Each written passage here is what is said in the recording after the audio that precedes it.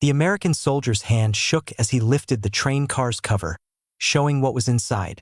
Nothing in his training prepared him for this. 43 women looked at him with empty eyes, their hair tangled and messy, their skin tight over their bones. But what shocked him most wasn't how they looked. It was how they pulled back when sunlight touched their faces, like scared animals, waiting for a hit.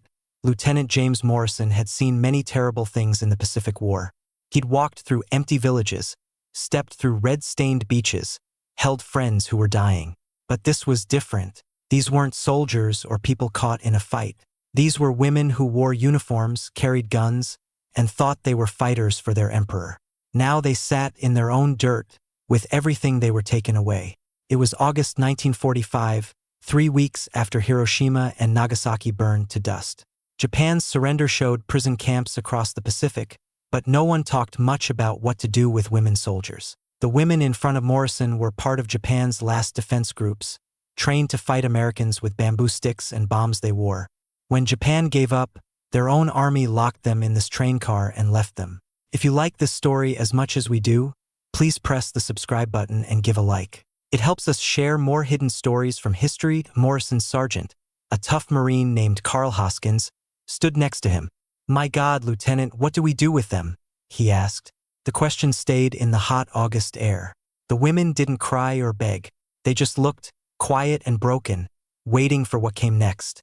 Morrison saw some had ripped their uniforms to cover wounds that were infected for weeks.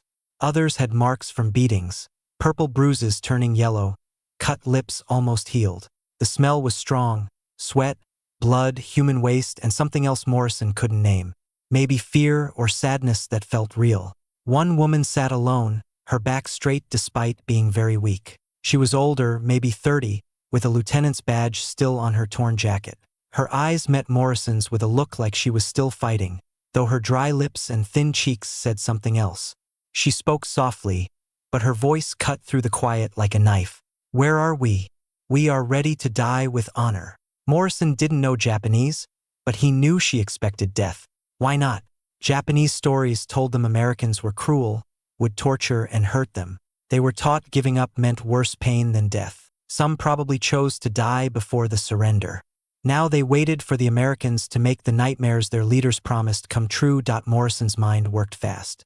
Rules said enemy fighters went to prison camps, but which ones? Camps for Japanese soldiers weren't ready for women. Field hospitals were full with freed Allied prisoners needing urgent care. He couldn't leave them here, they'd die in days, maybe hours. Some looked half dead already. "Get Colonel Patterson on the radio," Morrison said, "and find a translator. We need to know who these women are and what happened to them." As Hoskins moved, Morrison made himself look at each woman's face in the train car. 43 women. 43 people who got lost in the mess of surrender. Some were barely adults, their youth stolen by war and beliefs. Others looked like tired soldiers who'd seen too much. All had the same empty look, like people already dead inside, waiting for their bodies to follow. The woman with the lieutenant's badge spoke again, this time in rough English. "You kill now. Make it fast." Morrison felt a pain in his chest. She wasn't begging. She was asking for mercy, a bullet instead of long suffering. The other women watched like they were at someone else's end. They'd probably picked her to speak for them in this last moment. "No one's killing anyone," Morrison said, surprised by his own strong voice. "You're prisoners of war. We'll treat you by the Geneva Convention rules." A translator arrived, a Nisei soldier named Tommy Nakamura, who proved his loyalty by using his Japanese skills for the army. He translated Morrison's words, but the women didn't look relieved. They looked confused, then almost disappointed. They didn't believe him, or they didn't understand why he'd lie about something so certain. The field hospital in Yokohama used to be a Japanese Navy building.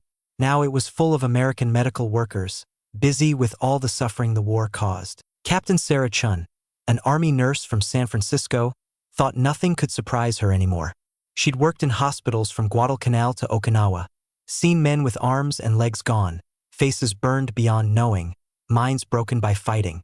But when a truck brought the 43 women prisoners to the hospital entrance, her calm broke. "They're worse than the men we got from Burma camps," a co-worker whispered. Lieutenant Rebecca Walsh, a nurse from Boston who joined after Pearl Harbor, stood next to Chen, arms crossed. At least those men got water sometimes. The women were taken off the truck carefully, though many pulled away at every touch. Some could walk with help.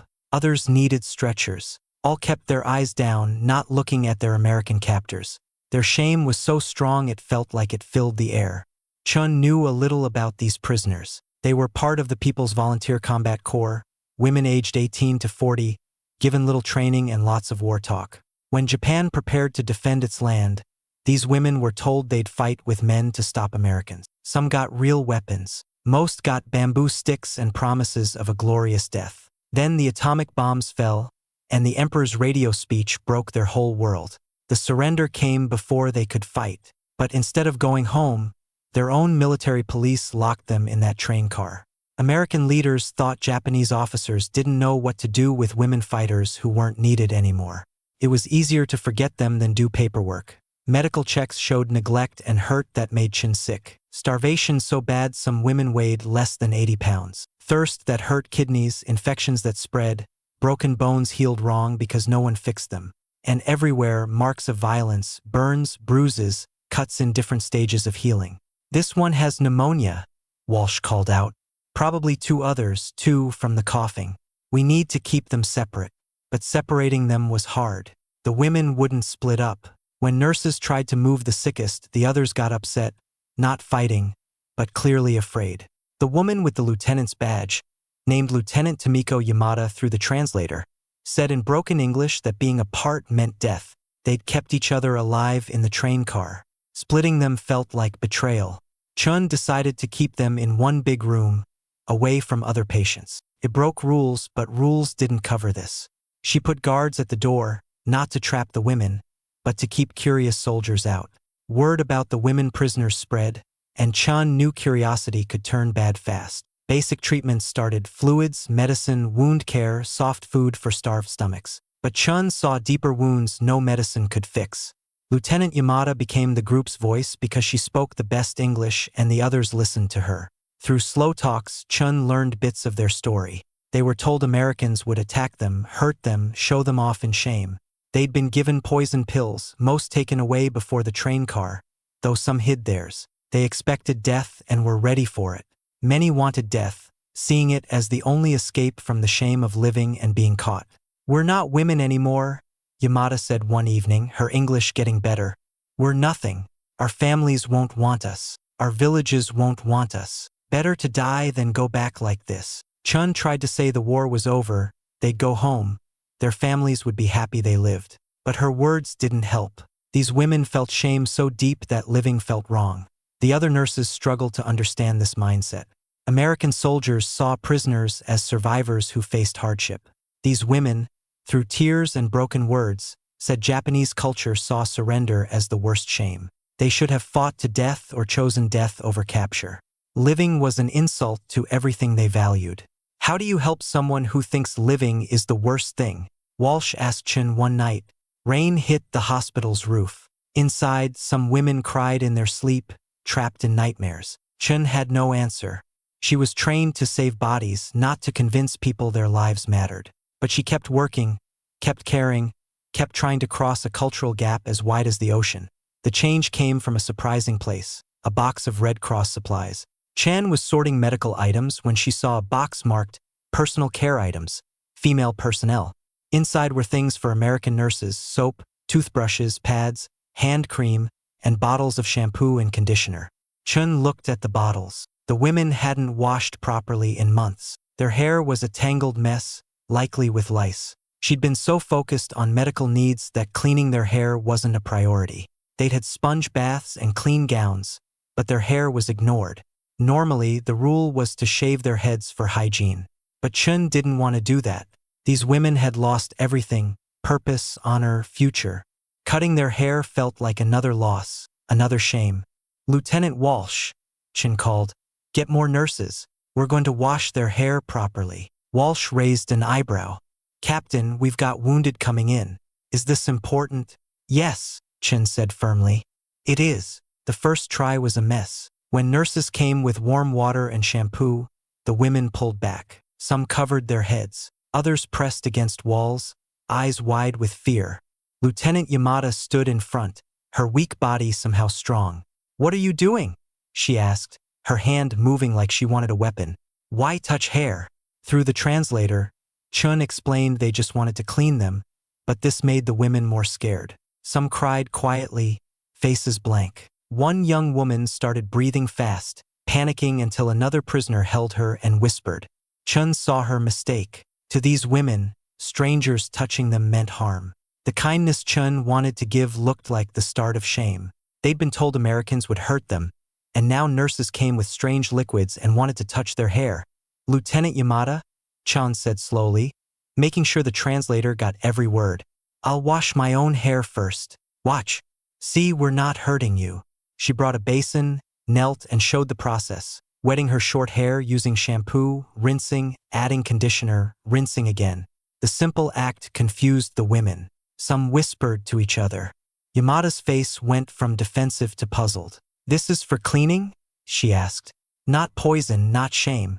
Just cleaning." Chin nodded. "We have enough for everyone. You don't have to let us help, but we offer it." Silence lasted so long Chin thought she'd failed. Then a young prisoner, maybe 19, stepped forward nervously. She spoke fast in Japanese, surprising Yamada. "She says she wants to feel clean again," the translator said. "She says if she must live with shame, let her be clean." The girl knelt by the basin. Her hands shook as she touched the water, like it might burn. When nothing bad happened, she lowered her head. Chun moved slowly, showing every step, giving her chances to stop. She worked water through the tangled hair, surprised at how much was there once the dirt washed away. The shampoo foamed despite the grime. Chen's fingers moved gently through knots that needed hours to fix. The girl tensed at first but slowly relaxed. When Chun poured warm water to rinse, the girl made a small sound. Not a cry, not a gasp, something breaking inside. The other women watched closely, like they were seeing something that challenged everything they knew about capture. Americans weren't supposed to be kind. They weren't supposed to care about clean hair.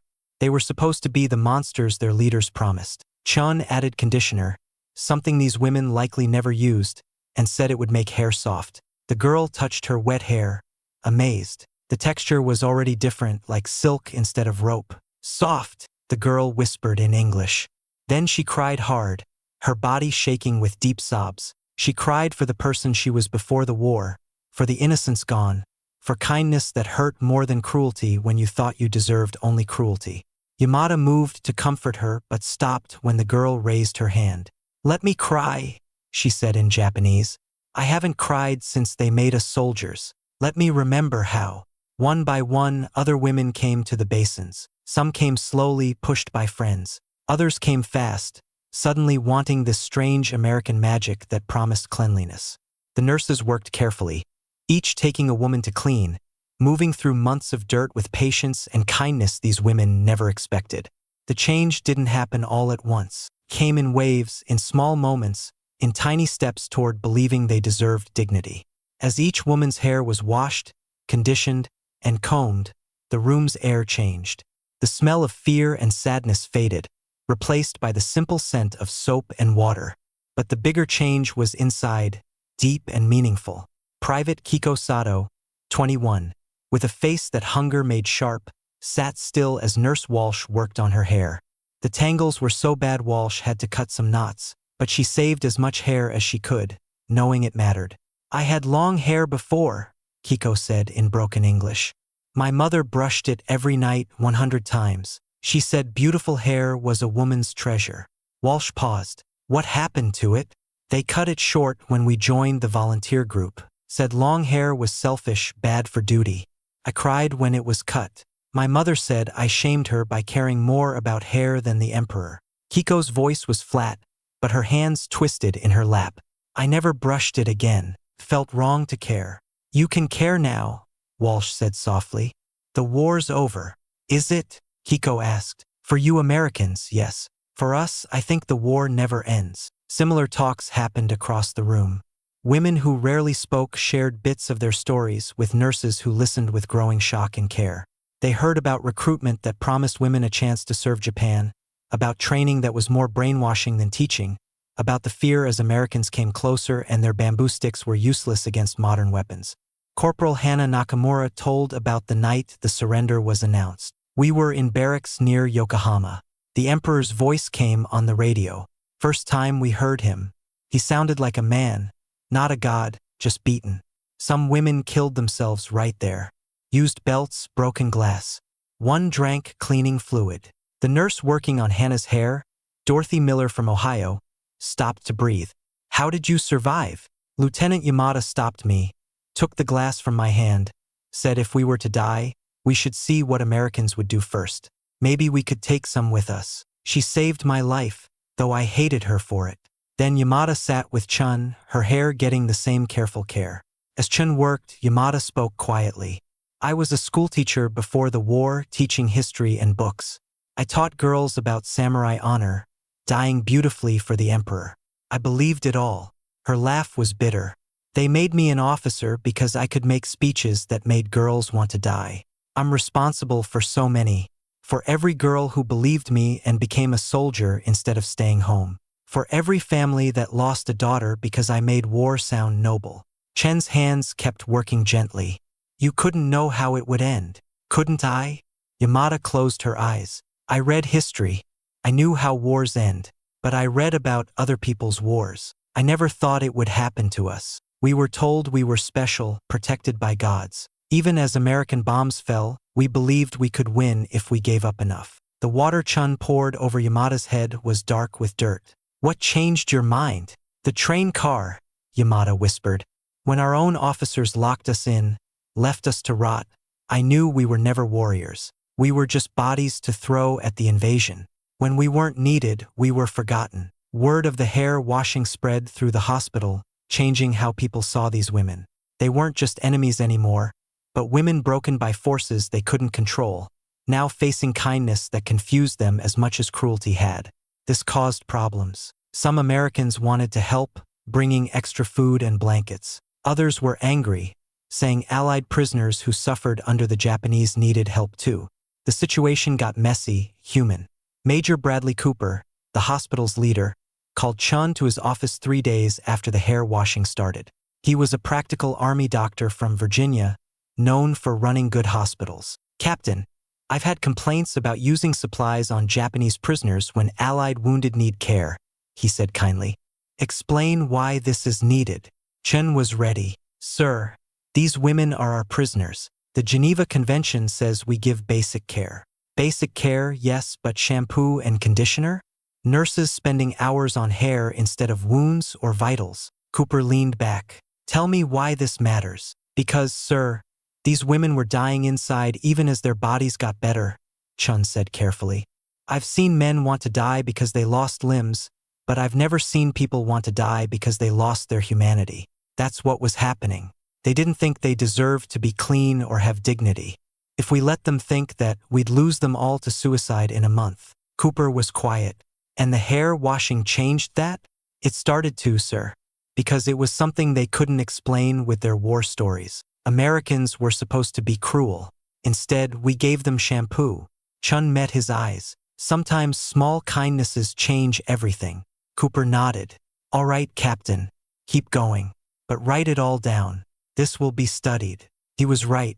Soon, officers from Supreme Command Allied powers came to watch and ask questions. Photographers took careful pictures of the women's recovery. Intelligence officers wanted to know about Japan's final defenses. Psychiatrists studied the effects of brainwashing and how to undo it. Yamada became the main speaker for these visits, her English now strong. She answered openly, maybe because she had nothing left to lose. Through her, Americans learned about Japan's desperate last months, the starvation, the stories that said death was better than losing. But Yamada asked questions too. Why are you kind to us? She asked an officer.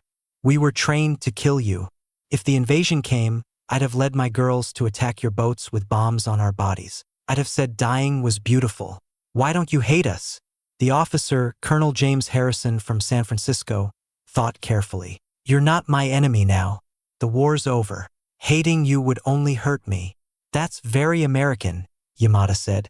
Practical, looking forward. In Japan, we don't forget easily. Shame lasts forever. Honor must be restored for generations. Your kindness doesn't erase what we were. Maybe not, Harrison said, but it might let you become something new. That talk stayed with Chun. Yamada was right. Americans often forgave and moved on. These women came from a culture where shame never ended, tied to family and nation. How do you help someone heal when their culture says their wound must stay open? How do you teach forgiveness when it's seen as weakness? Chun had no answers. She just kept working, offering small dignities, hoping something would grow. The hair washing was a start, but only a start. The real healing was a long road ahead. 3 weeks after the hair washing, Yamada came to Chan with a surprising request. We want to write letters to our families. Tell them we're alive. Ask if we can come home. This was tricky. Japan's mail system was broken from bombings. No one knew if letters from these women would reach families or be stopped by authorities. More importantly, would families want them back? In a culture that valued death over surrender, how would parents react to daughters who lived through capture? I can't promise the letters will get there, Chin warned, or that you'll like the replies if you get any. Yamada nodded. We know, but we must try. Not trying means accepting we're already dead. Your shampoo showed us we might still be alive. The army gave paper and pens and promised to try sending the letters through military mail channels. The harder part was what to say to families who thought their daughters died gloriously, who might have held funerals. Chun sat with women as they wrote, with Nakamura helping find words that fit their culture. Many letters were similar. Dear Mother and Father, I write to say I'm alive, held by Americans. I've brought shame to our family by surviving capture. I understand if you can't forgive me. I thought of you every day, comforted by your faces. The formal words hid deep pain. Chun saw tears fall as women wrote, trying to show love and say sorry, explaining the unexplainable. Some letters were short, just facts. Others were long, describing the surrender's confusion, the train car's terror, the surprising kindness. Private Kiko Sato wrote to her mother carefully, taking 3 days. The translator read parts for Chen. Most honored mother, your unworthy daughter writes to say she lives. You must have mourned me as dead with honor. Instead, I live in shame, kept alive by enemies. The Americans treat us with strange kindness. They washed our hair with sweet soap. I remembered you brushing my hair when I was small. I cried like a child. I don't know if I can come home or if you'd want me to, but I needed you to know I live, even if I'm not the daughter you knew. The letter went on, ending with apologies. Kiko folded it precisely, hands shaking. If she says not to come home, I'll respect that, Kiko said. It's her right to reject a daughter who didn't die properly. And if she wants you home? Chen asked. Kiko's smile was sad. Then I'll decide if I can face my village, knowing what they'll think. Sometimes staying away is kinder than returning as shame. The letters were sent with rough addresses, given the chaos in Japan. No one knew if they'd arrive or what replies would come.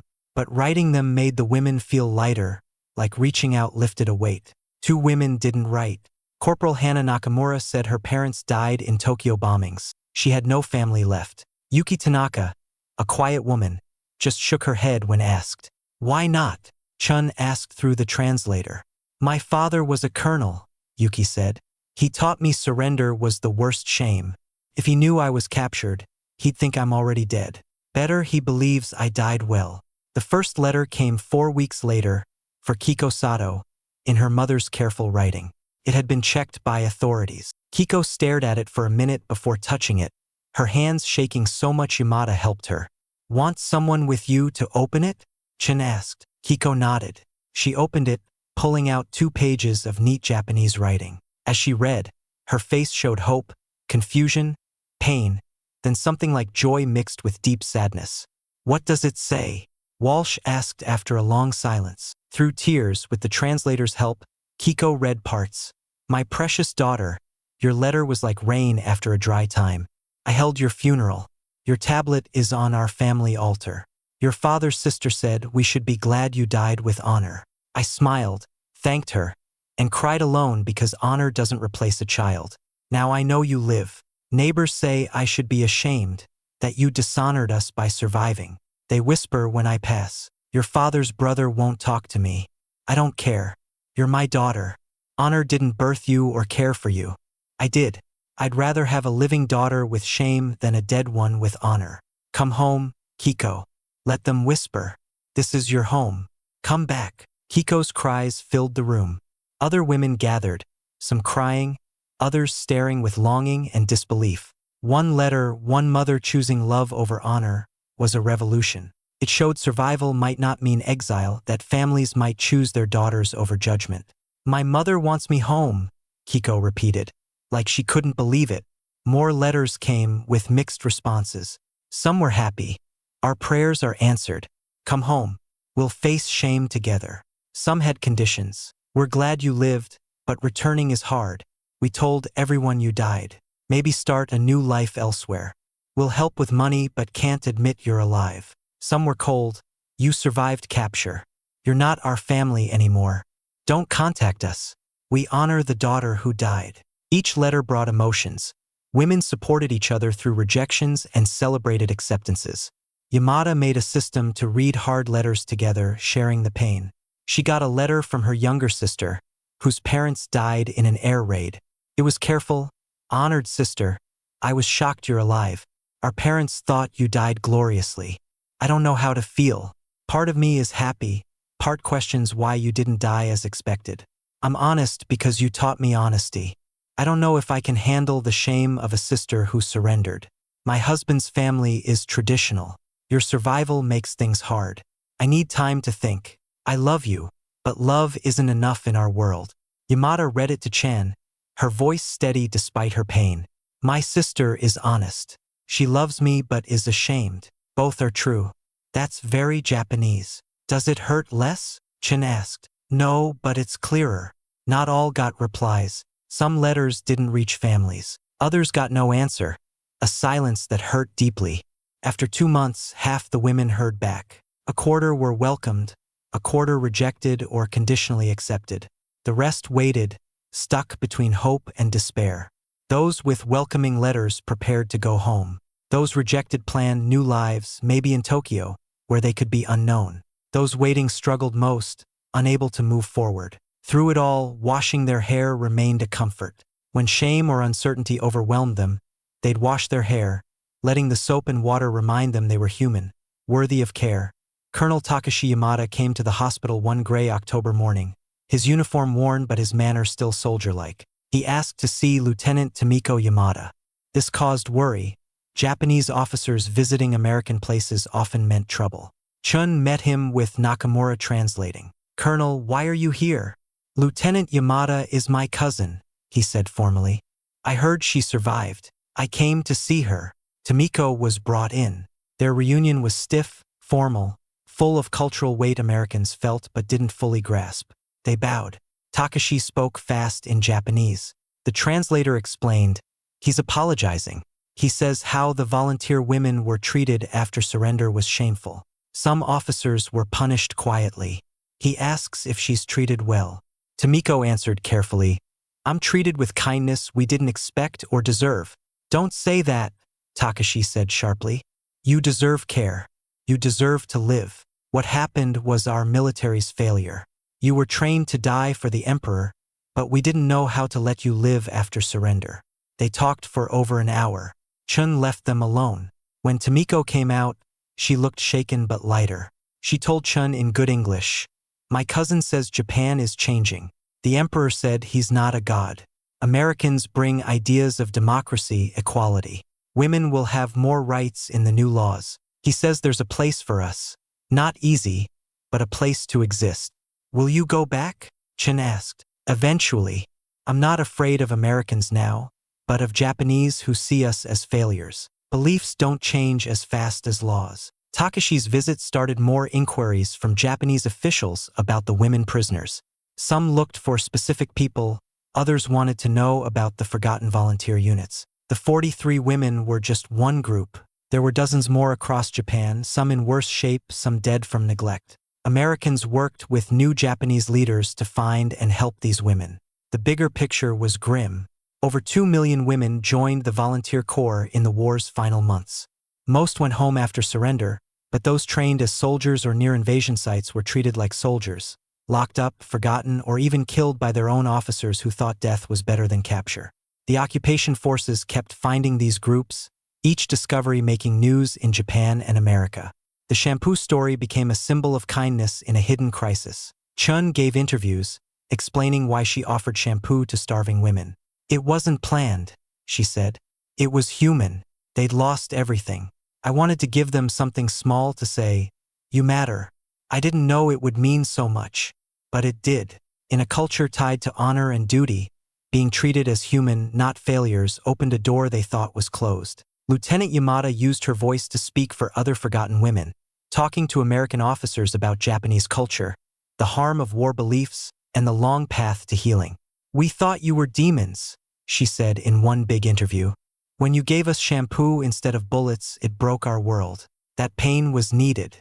We learned propaganda lied, that surrender wasn't the end, that we could build new lives." The women watched Yamada's work with pride and fear, pride for her help, fear she'd be targeted by those against change, hope her efforts might ease their return home.